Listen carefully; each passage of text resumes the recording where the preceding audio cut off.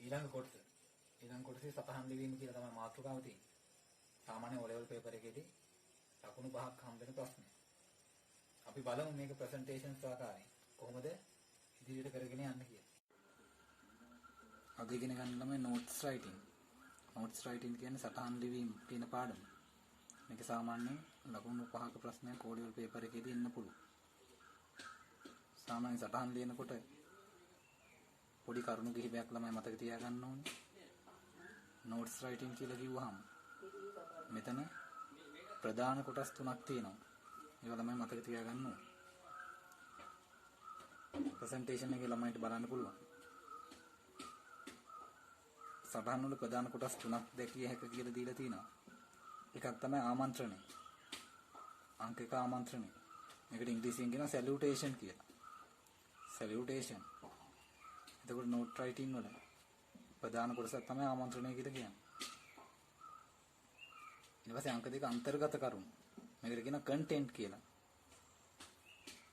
ඒ කියන්නේ සාමාන්‍යයෙන් කුමක් අරබයා ලිව්වද කියන කරුණ තමයි තියෙන්නේ. අංක 3 ලියන්නාගේ නම. එහෙම නැත්නම් අස්සන. ලියන්නාගේ නම නැත්නම් අස්සන තමයි තියෙන්නේ. එතකොට sender's name එහෙම නැත්නම් signature. මේ කරුණු දෙකෙන් එකක් යෙදිය යුතුයි. ලියන්නාගේ නම සමහර විට යෙදෙන්න පුළුවන්. එහෙම නැත්නම් අත්සනක් යෙදෙන්න පුළුවන්. එතකොට ප්‍රධාන කොටස් තුන මොනවද ළමයි? ආමන්ත්‍රණය නැත්නම් salutation, අංක 2 අන්තර්ගත කරුණු එහෙම නැත්නම් content, ඊට පසුව ලියන්නාගේ නම, sender's name, or signature නැත්නම් අස්සන. මේ කරුණු තුන ප්‍රධාන වශයෙන් මතක තියාගන්න ඕනේ. ලකුණු 5න් 5ම ගන්න. තව එක කරුණක් තියෙනවා ළමයි මතක තියාගන්න ඕනේ.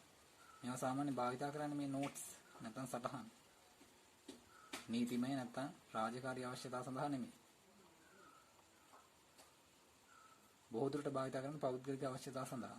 මිතුරන් අතරේ නැත්නම් යහළුවන් අතරේ නැත්නම් හිතවත් අය අතරේ තමයි මේවා භාවිත කරන්නේ. එතකොට ඒ කරුණත් ළමයි මතක තියාගන්න ඕනේ. නීතිමය රාජකාරී අවශ්‍යතා නොවන පෞද්ගලික අවශ්‍යතාව සඳහා තමයි notes භාවිත කරන්නේ. එහෙම නැත්නම් සටහන් භාවිත කරන්නේ.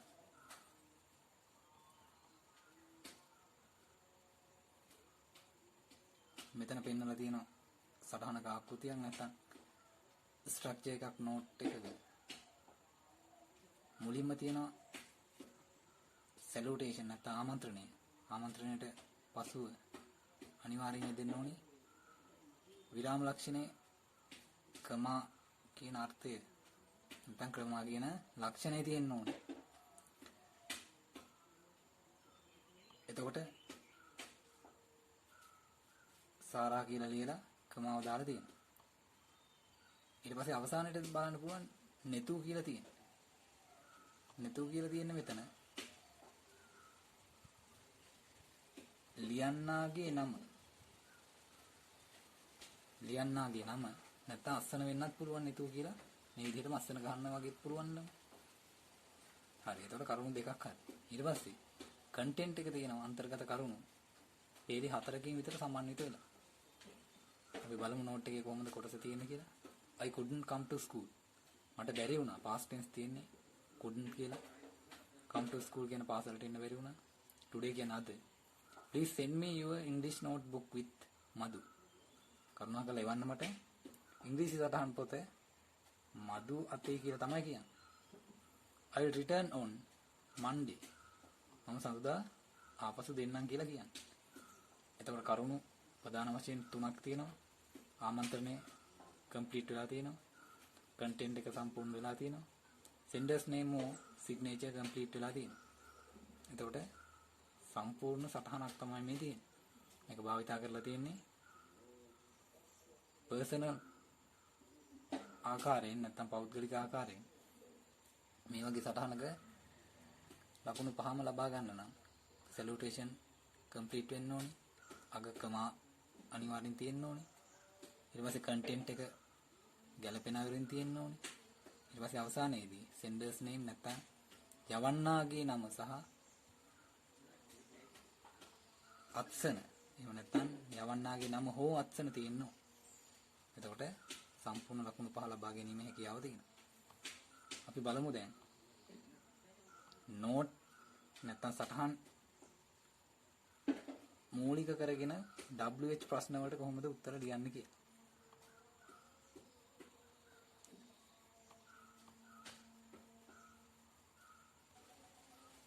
ළමයි මේක සාමාන්‍ය වීඩියෝ එක පෝස්ට් කරලා ප්‍රශ්න වලට උත්තර ලියලා තමන්ගේ උත්තර කීයක් හරිද කියලා බලන්න. මේක තමයි සාර්ථක විදිහට නෝට් එකකේ WH ප්‍රශ්න වලට කොහොමද උත්තර ලියන්නේ කියලා දැනගන්න පුළුවන් ක්‍රමය. ඇක්ටිවිටි 1 කියලා දීලා තියෙනවා. පළවෙනි ප්‍රශ්නය. Who has written this note? කවුද මේ සටහන ලියා තිබෙන්නේ කියලා අහන්නේ. එතකොට WH ෆෝම් එක තමයි නැත්නම් ක්වෙස්චන් එක තමයි who කියලා තියෙන්නේ. ඒතකොට ළමයි දැනගන්න ඕනේ who කියලා ඇහුවනම් මෙතන WH ප්‍රශ්නේ උත්තරේ අනිවාර්යෙන් එන්න ඕනේ related to a person. person කෙනෙක්. නැත්නම් people තමයි මෙතන answer එකට එන්න ඕනි guess කරන්න පුළුවන්. එතකොට ලියපු කෙනා සාමාන්‍යයෙන් ඉන්න නෝට් එකේ මුලින් නෙමෙයි අවසානයේට. එහෙනම් answer should be Praveen for the first one. Now you can mark your answers. Then number 2. To whom it has written. To whom. කාටද ලියලා තියෙන්නේ මේ සටහන කියලා අහන්නේ. එහෙනම් receiver නැත්නම් ලබන්න. සාමාන්‍යයෙන් ලබන්නට ආමන්ත්‍රණය කරන්නේ. එහෙනම් ලබන්න තමයි නැත්නම් receiver තමයි මලි. එහෙනම් second answer should be to Malit. මලිත්යි ලියා තිබෙන්නේ. to Malit. අංක 3. What is the request of Praveen? Request means ඉල්ලීම.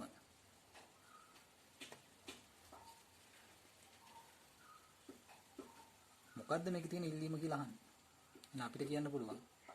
හොඳට දැන් කියවන්න ඕනේ නෝට් එක. කියවන්න බලන්න මුලින්ද. My phone charger has broken today. මගේ දුරකථන charger එක කැඩිලා කියලා තමයි කියන්නේ. I need your Redmi Note 9 charger. මට අවශ්‍යයිලු Redmi Note 9 charger එක for 3 hours. පැය 3කට. Please call me when you came home. නැවත ගෙදර ආවම මට කෝල් එකක් දෙන්න කියලා තමයි කියන්නේ. එහෙනම් රික්වෙස්ට් එක තමයි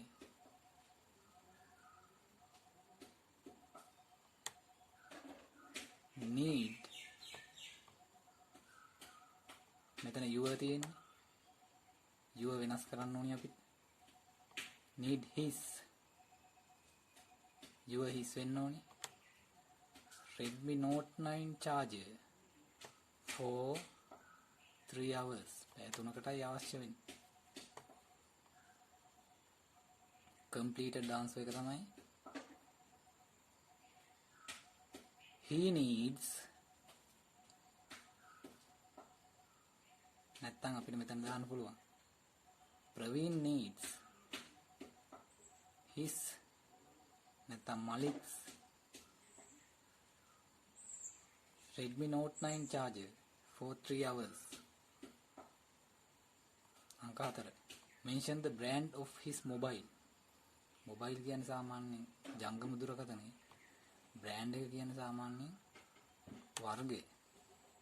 දුරකථනයේ වර්ගය අහන්නේ මොකක්ද කියලා. ඒක අපිට කියන්න පුළුවන්. ඉටැලික් වලින් තියෙනවා Redmi Note 9. That is the brand of his mobile. That is the answer. Number 5. Fill in the blanks. Kept, keep, 3, 2. Praveen will කියලා තියෙනවා. මේක future tense එක.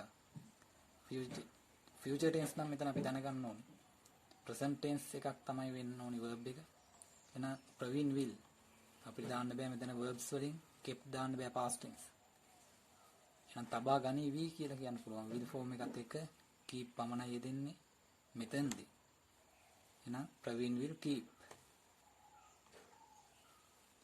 the charger for කියලා තියෙනවා. charger එක තබා ගන්න කාලය අහන්නේ. උත්තරේ පහසුවෙන්ම ළඟා වෙන්න පුළුවන් මෙන්න මෙතනින්. 4 කියන එකේ blank එක 3 hours පැය 3කට. now you can guess your answers and corrections. Now we are moving to activity 2. We have to write a note. Read the question first. You are going to the temple with your mother. You are going to the temple. පන්සලට යන්න. දැන් මේ පන්සලට යන ගමන් යනවා. නැත්නම් තව නොබෝ වෙලාවකින් යනවා. Write a note to your father. ලියන්නලු. සටහනක්. To your father. ඔබගේ තාත්තට කියලා තියෙන්නේ. Informing about the door key. door key කියන්නේ මෙතන දොරේ අතුර ගැන කියන්න නැත්නම් දැනුම් දෙන්න කියලා කියන්නේ. Informing. දැනුවත් කරමින්. එහෙනම් ප්‍රධාන කරුණු තුන නැවත මතක් කරන්න වෙනවා අපිට. ප්‍රධාන කරුණු තුන තමයි senders signature or name, last one. Second one content, receivers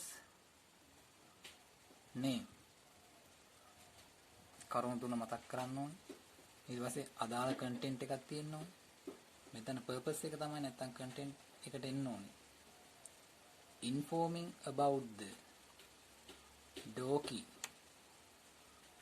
Father informing about the door key. දොර ඇතුළේ තාත්තාට දැනුවත් කිරීම. එන ස්ථානේ. කොහෙද මංගල වාසියක ඇතුළේ තියෙන්නේ කියලා. එතකොට අපිට ගන්න පුළුවන් මෙතන. salutation ආමන්ත්‍රණය. තාත්තට ලියනවා නම් අපිට කියන්න පුළුවන් dear father. නැත්නම් dear mother. මෙතන ගන්න බෑ. father කියලා දිනනද තාත්තට විතර. ඊට පස්සේ right side එකේ below ලියන්න පුළුවන් අපේ නම. නැත්නම් signature එකක් තියෙනවනේ signature එක දාන්න පුළුවන්. content එක වෙන්න ඕනි දොර යතුරු තියපු තැන. අපි යන්නේ පන්සල් කියන එකක් තියෙනවා. ඒ කරුණු සේරම සම්පූර්ණ වුණා නම් 5 out of 5 ගන්න පුළුවන් notes question එකට.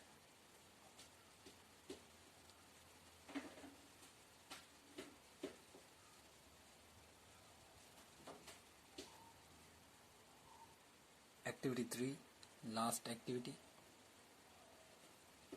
Here also you have to write a note. Imagine that you are late to the school today.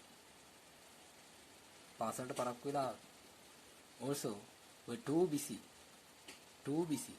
ගොඩක් පරක්කු වෙලා කාර්ය බහුල වෙලා තමයි ඉන්නේ. එහෙම තමයි පාසලට ඇවිල්ලා ඉන්නේ. And forgot the lunch. දිවාහාරේ අමතක වුණා. Write a note to the security guard. පාසලේ මුලකරුට තමයි ලියන්න තියෙන්නේ සටහන. For calling your brother to bring your lunch. සහෝදරයාට කෝල් කරන්න කියලා. දිවාහාරය රැගෙන එන්න කියලා. සාමාන්‍යයෙන් පාසලේ mobile phones භාවිත කරන්න බැරි හන්ද තියෙන්නේ. Use about 50 words. Then we can select the salutation. පාසල් මුරකරු හේවත් security guard. අපිට නමක් යොදන්නත් පුළුවන් මෙතන. content එකට එන්න ඕනේ. මෙන්න මේ පාසල් පැමිණි හදිසියේ පරක්කුණා දිවාහාරය අමතක වුණා කියන එක. ඊට පස්සේ request එකක් තියෙන්න ඕනේ. calling your brother කියන එක. to bring your lunch. මෙන්න මේ කරුණු අඩංගු කරලා සාර්ථක පිළිතුරක් ගොඩනගා ගන්න පුළුවන්. අවසානයේට මෙතන තියෙන්න ඕනේ senders name නැත්නම් signature විදිහට තමන්ගේ නම නැත්නම් කෙටි අස්සන යෙදුනාම ඇති. මෙන්න මේ කරුණු තමයි නෝට් රයිටින් වල ප්‍රධාන කරුණු තියෙන්නේ. මේ ළමයි හොඳට පොඩ්ඩක් ප්‍රැක්ටිස් වෙන්න ඕන. එතකොට ලකුණු පහේ ප්‍රශ්නේ පහම ලබා ගන්න පුළුවන්. ෆස්ට් පේපර් එකනේ. ෆස්ට් පේපර් එකේ කිසිම ගැටලුවක් වෙන්නේ නැහැ එතකොට.